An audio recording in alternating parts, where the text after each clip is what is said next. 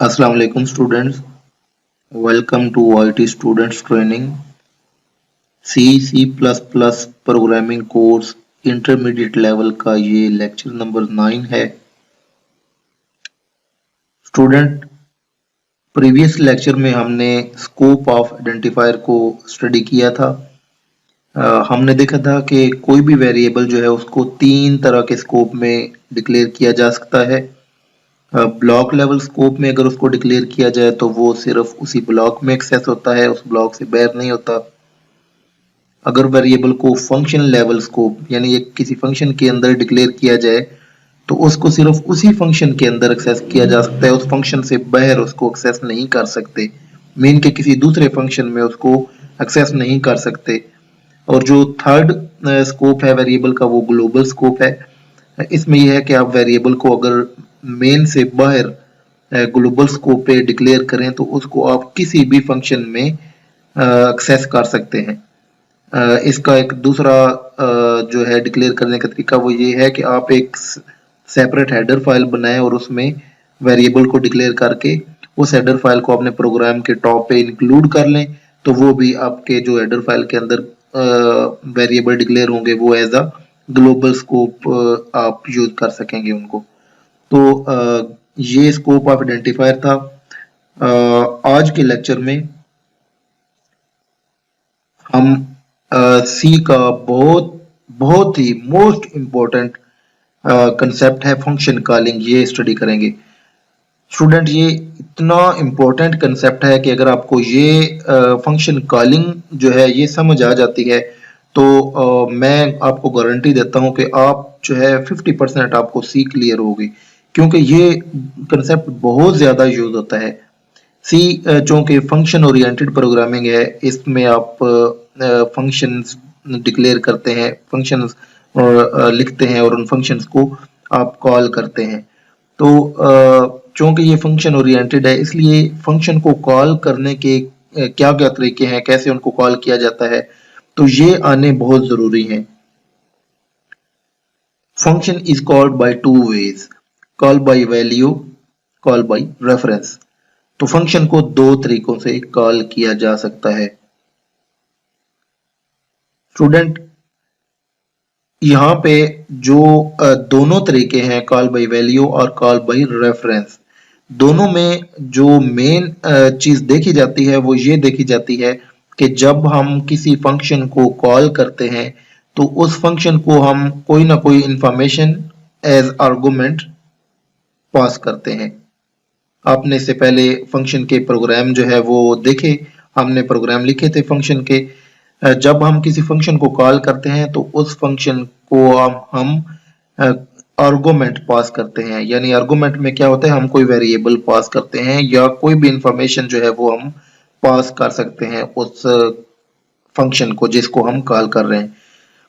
तो जो हम आर्गुमेंट पास करते हैं उस आर्गुमेंट को हम कैसे पास करते हैं, ये है एक्चुअली मेन पॉइंट जिसको समझना जरूरी है कि हम उसको फंक्शन जिसको कॉल कर रहे हैं उसको आर्गुमेंट कैसे पास करते हैं। ओके, हम नेक्स्ट मूव करते हैं। इसकी जो डिटेल है वो हम जानते हैं।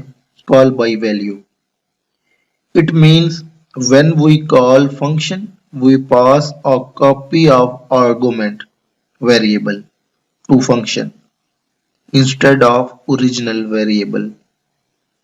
स्टूडेंट, ये बहुत जो है वो इंफॉर्मेटिव बात है कि जब हम किसी फंक्शन को कॉल बाय वैल्यू करते हैं तो हम उसको जो आर्गुमेंट भेजते हैं या जो वेरिएबल भेजते हैं, एक्चुअली वो जो हम वेरिएबल भेजना चाह रहे हैं उसकी एक कॉपी भेजते हैं।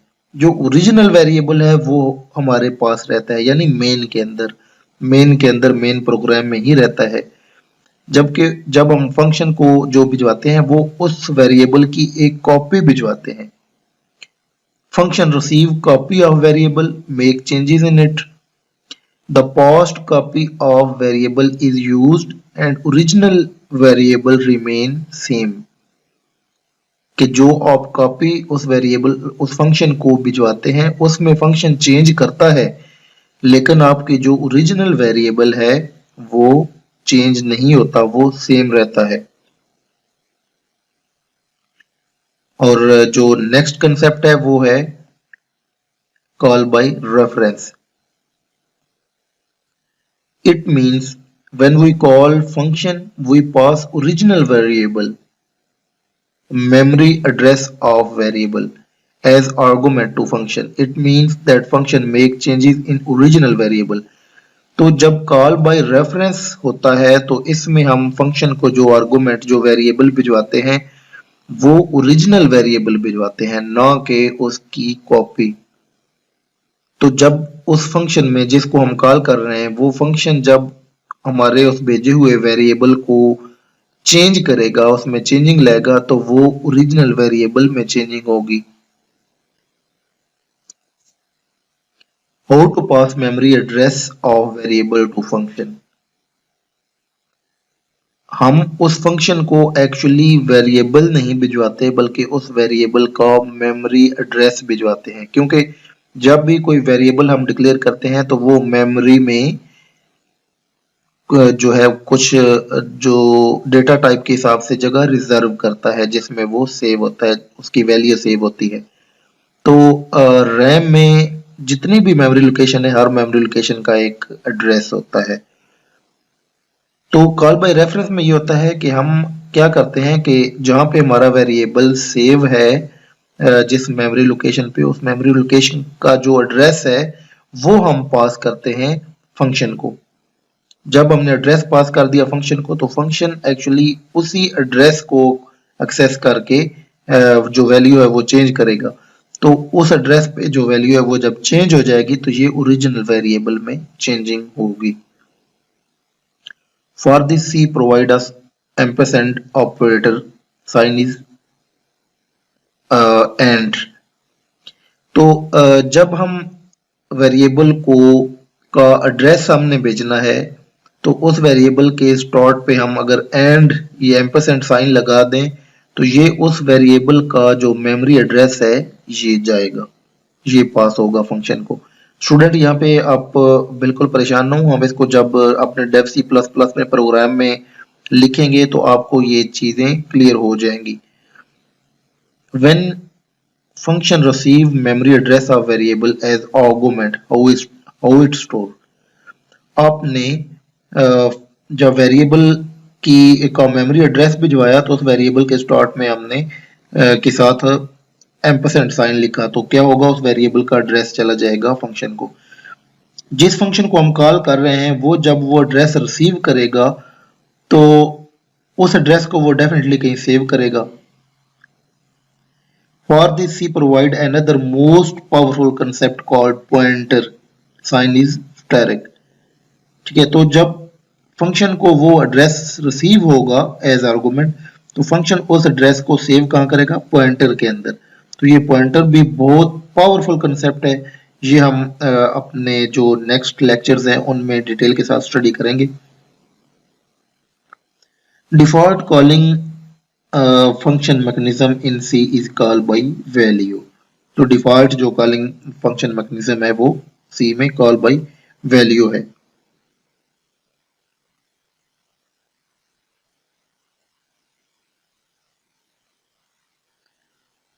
स्टूडेंट्स यहाँ पे मैं आपको एक एग्जांपल देता हूँ, एक सिंपल सी एग्जांपल आपको ये कॉल बाय वैल्यू और कॉल बाय रेफरेंस जो है ये क्लियर करने के लिए। फॉर एग्जांपल आपके पास एक लेटर है जो आपने टाइप किया है, आपने जब टाइप कर लिया तो उसमें डेफिनेटली कुछ एरर्स हैं, कुछ मिस्टेक्स हैं, वो आप किसी अपने फ्रेंड से क्लियर करवाना चाहते हैं। तो आप क्या करते हैं कि चूंकि वो आपका लेटर बहुत इंपॉर्टेंट है और उसकी इम्पोर्टेंस को समझते हुए आप क्या करते हैं कि उस लेटर की एक कॉपी बनाते हैं और वो जो कॉपी है वो आप अपने फ्रेंड को भेज देते हैं रेक्टिफिकेशन के लिए, एरर्स रिमूव करने के लिए। जबकि ओरिजिनल जो है वो आप अपने पास रखते हैं, क्योंकि आपको मतलब है ये एक रिस्क है कि आप अगर वो ओरिजिनल भिजवा दें, आपका फ्रेंड उसमें लेट्स सपोज वो एरर्स जो है वो रिमूव करे तो कुछ और एरर्स क्रिएट हो जाएं, कुछ और गलतियां हो जाएं, वो जब लेटर आपके पास आएगा तो आपके पास ओरिजिनल भी नहीं होगा। तो जब आपको कि जो मतलब है, अगर आपका लेटर इम्पोर्टेंट है तो आप उसकी ओरिजिनल जो है वो अपने पास रखते हैं और कॉपी दोस्त को भिजवा देते हैं। जब दोस्त उस कॉपी में चेंजिंग करता है, उसके एरर्स रिमूव करता है या कुछ और भी एरर क्रिएट होते हैं, जो भी करता है वो कॉपी में चेंजिंग हो रही होती है, ना कि ओरिजिनल लेटर में चेंजिंग हो रही है। तो ये है कॉल बाई वैल्यू। मैं आपको ये मेमोरी के हिसाब से भी समझा देता हूं कि लेट्स सपोज आपकी ये रैम है। रैम के अंदर आपको पता है कि मेमोरी लोकेशंस होती हैं बहुत सारी। लेट्स सपोज अगर आपकी मेमोरी है 1 MB की, तो आपके इस रैम में 1 लाख जो है ये मेमोरी लोकेशंस होंगी और हर मेमोरी लोकेशन जो है वो 1 बाइट की होती है।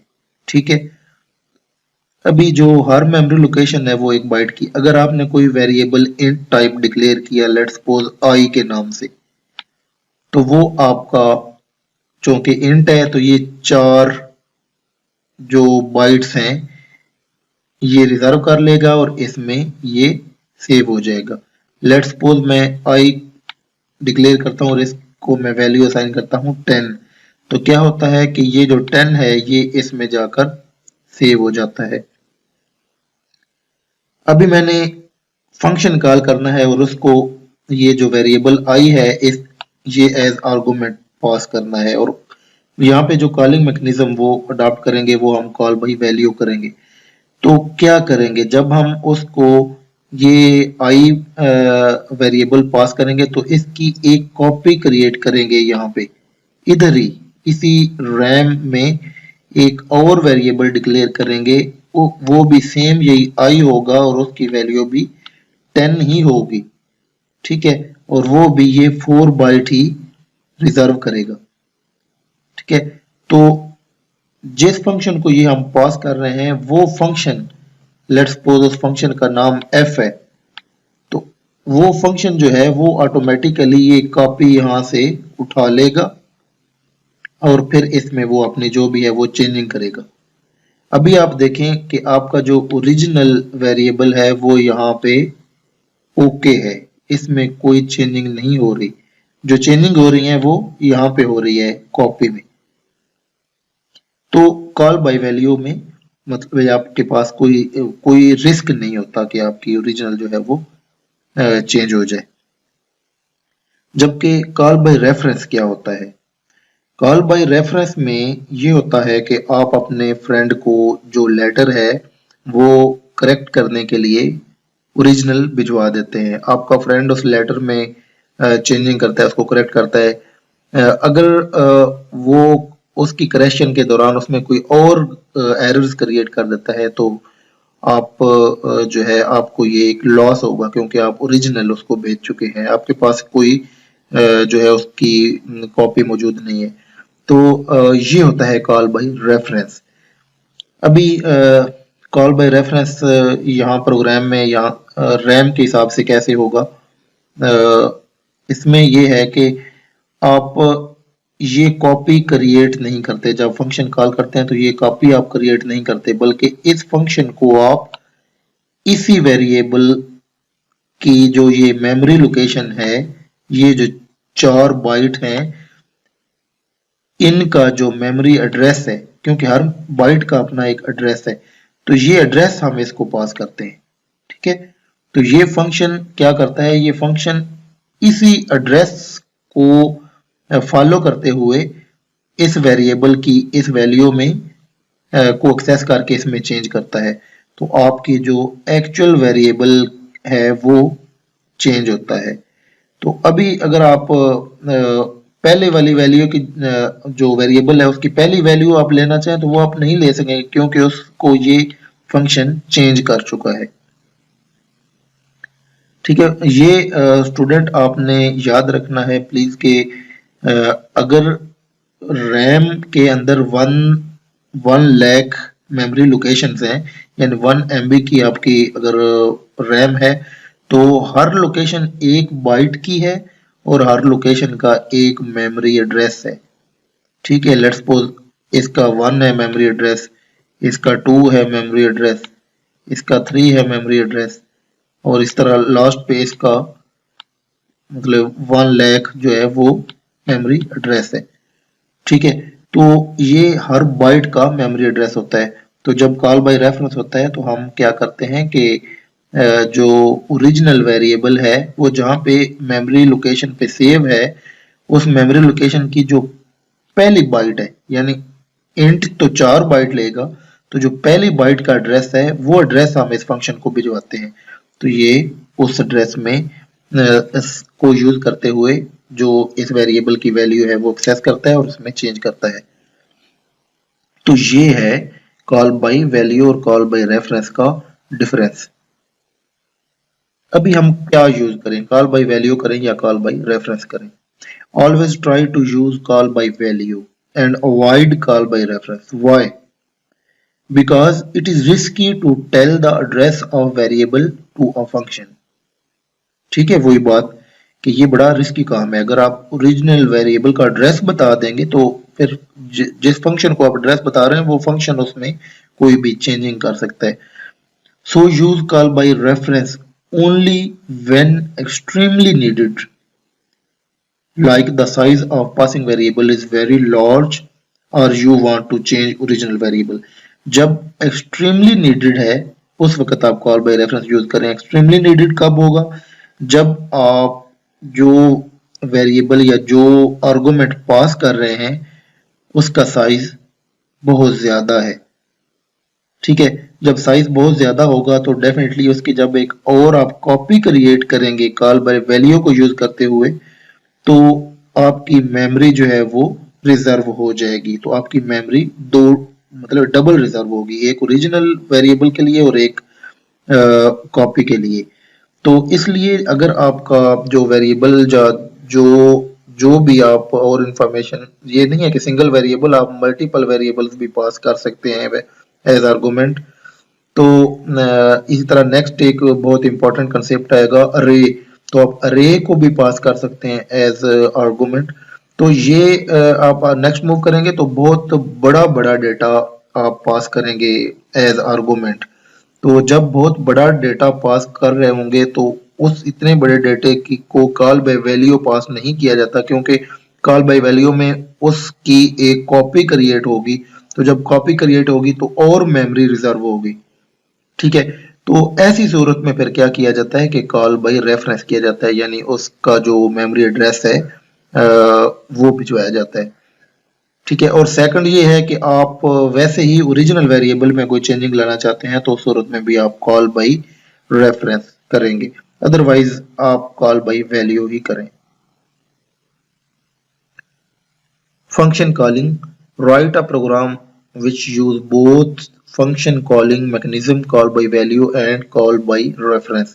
तो स्टूडेंट यहाँ पे हम अपना जो ये लेक्चर है ये कंक्लूड करते हैं। इंशाल्लाह जो नेक्स्ट लेक्चर है उसमें हम कॉल बाय वैल्यू और कॉल बाय रेफरेंस के रिलेटेड प्रोग्राम लिखेंगे और उनका प्रोग्राम को हम जो है वो कंपाइल करेंगे। हम देखेंगे कि कैसे कॉल बाय वैल्यू और कॉल बाय रेफरेंस को यूज करके फंक्शन को कॉल किया जाता है और कैसे जो है कॉल बाय वैल्यू में हम कॉपी पास करते हैं और कैसे कॉल बाय रेफरेंस में हम ओरिजिनल वेरिएबल जो है उसका एड्रेस पास करते हैं। तो नेक्स्ट लेक्चर तक के लिए अल्लाह हाफिज।